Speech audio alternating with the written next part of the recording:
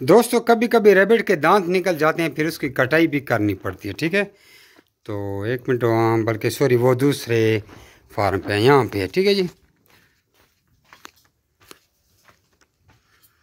इस शेड पे मेरा है। ठीक है, यहाँ पे मैं इसके दांत काट रहा हूँ। कभी कभी दांत बड़े लंबे हो जाते हैं। ये हमने कटर लिया है, इसके पहले भी हमने काटे थे, लेकिन अब इसके दोबारा काट रहे हैं। अब इसको देखिए जी, बहुत है।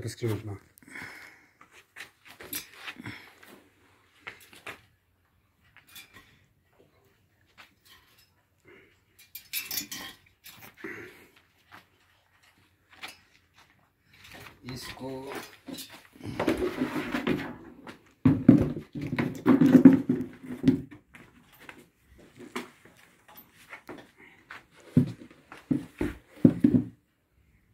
दान देश का रखा।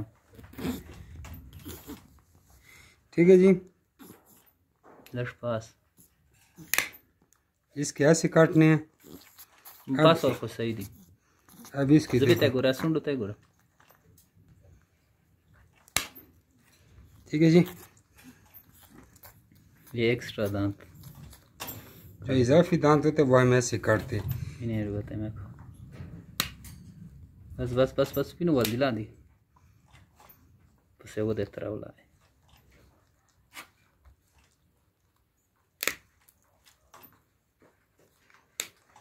ठीक है जी, ऐसे दांत काटते हैं।